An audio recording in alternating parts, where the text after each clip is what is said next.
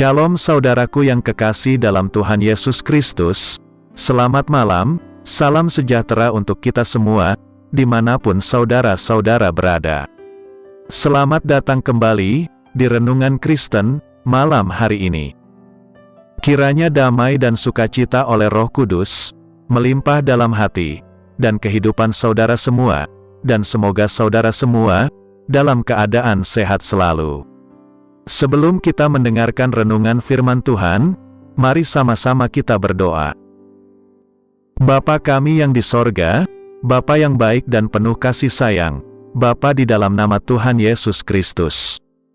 Kami mengucap syukur Tuhan, oleh karena pertolongan-Mu di sepanjang hari ini, kami boleh dimampukan Tuhan, untuk melewati hari ini, melakukan tugas tanggung jawab kami, mengerjakan segala aktivitas kami, dengan pertolongan Tuhan.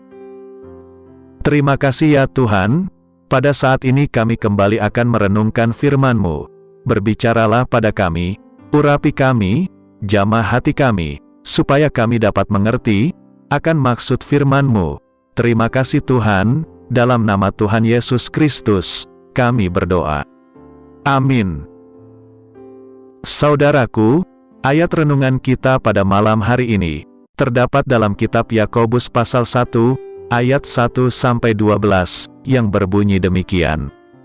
Salam dari Yakobus, hamba Allah dan Tuhan Yesus Kristus, kepada ke-12 suku di perantauan. Saudara-saudaraku, anggaplah sebagai suatu kebahagiaan, apabila kamu jatuh ke dalam berbagai-bagai pencobaan, sebab kamu tahu, bahwa ujian terhadap imanmu itu, menghasilkan ketekunan. Dan biarkanlah ketekunan itu memperoleh buah yang matang, supaya kamu menjadi sempurna dan utuh, dan tak kekurangan suatu apapun. Tetapi apabila di antara kamu ada yang kekurangan hikmat, hendaklah ia memintakannya kepada Allah, yang memberikan kepada semua orang dengan murah hati, dan dengan tidak membangkit-bangkit, maka hal itu akan diberikan kepadanya. Hendaklah ia memintanya dalam iman, dan sama sekali jangan bimbang, sebab orang yang bimbang, sama dengan gelombang laut, yang diombang-ambingkan kian kemari oleh angin. Orang yang demikian, janganlah mengira, bahwa ia akan menerima sesuatu dari Tuhan. Sebab orang yang mendua hati, tidak akan tenang dalam hidupnya. Baiklah saudara yang berada dalam keadaan yang rendah, bermegah karena kedudukannya yang tinggi, dan orang kaya karena kedudukannya yang rendah, sebab ia akan lenyap seperti bunga rumput. Karena matahari terbit dengan panasnya yang terik, dan melayukan rumput itu, sehingga gugurlah bunganya, dan hilanglah semaraknya. Demikian jugalah halnya dengan orang kaya, di tengah-tengah segala usahanya, ia akan lenyap. Berbahagialah orang yang bertahan dalam pencobaan, sebab apabila ia sudah tahan uji, ia akan menerima mahkota kehidupan, yang dijanjikan Allah, kepada barang siapa yang mengasihi Dia. Saudaraku, doa adalah nafas kehidupan orang percaya.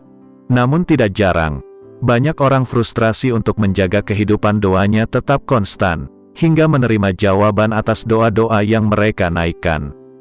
Berikut ini adalah sebuah tips, yang akan membawa kehidupan doa Anda, masuk ke dalam tingkatan yang baru.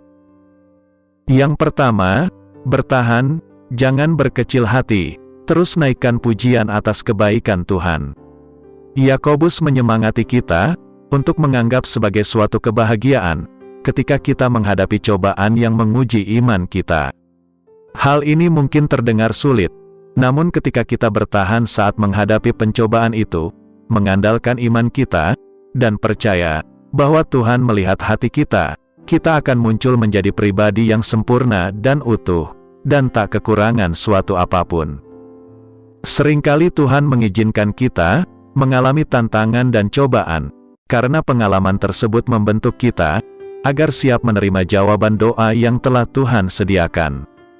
Bahkan di tengah rasa sakit kita, jika tetap berdoa, berpegang pada firman-Nya, dan percaya pada janji-janjinya, maka kita akan melihat kebaikan-Nya, akan membawa kita ke sebuah tempat yang lebih baik lagi. Yang kedua, berhenti khawatir, mintalah hikmat dari Tuhan, berkaitan dengan situasi Anda saat ini. Tuhan akan memberikan hikmat kepada setiap orang yang memintanya. Dia akan memberikan dengan murah hati, bahkan Dia sangat senang ketika orang-orang yang dikasihinya datang kepadanya dan mengungkapkan masalahnya. Seringkali kita mencoba keluar dari masalah kita dengan kekuatan kita sendiri dan datang kepada Tuhan sebagai pilihan terakhir. Allah berkata kepada kita dalam kitab Yeremia pasal 33 ayat 3 demikian. Berserulah kepadaku, maka aku akan menjawab engkau dan akan memberitahukan kepadamu hal-hal yang besar dan yang tidak terpahami, yakni hal-hal yang tidak kau ketahui. Jika Anda datang kepada Tuhan dan bertanya kepadanya berkaitan dengan masalah yang sedang Anda hadapi, Tuhan berjanji akan menunjukkan cara-cara untuk menghadapinya. Yang ketiga, menghadapi keraguan, datang kepada Tuhan dengan iman dan harapkanlah jawaban. Ketika kita meminta bantuan Tuhan, ingatlah bahwa Dia adalah setia. Ketika Yesus mengundang Petrus untuk berjalan dengannya di atas air, Petrus dapat melakukannya selama dia terus menatap pada Yesus dan tidak terfokus pada keadaan sekitarnya.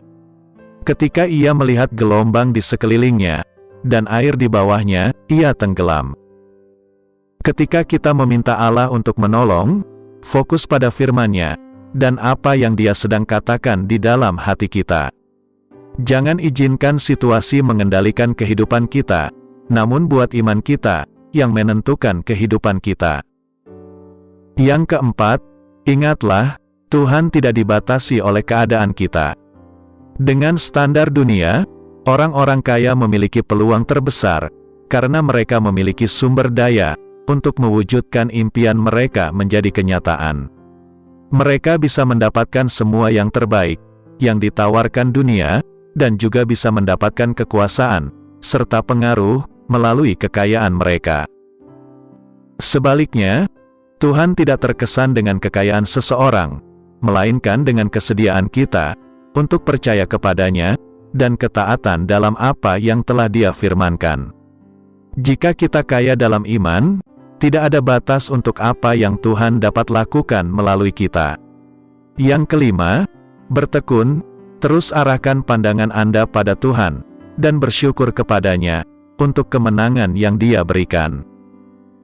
Melalui bertekun dalam doa di setiap saat, memuji Tuhan dan percaya kepada kebaikan-Nya, kita akan membangun karakter yang kita perlukan, untuk siap menerima semua yang telah Tuhan persiapkan, sehingga kita tidak akan kewalahan.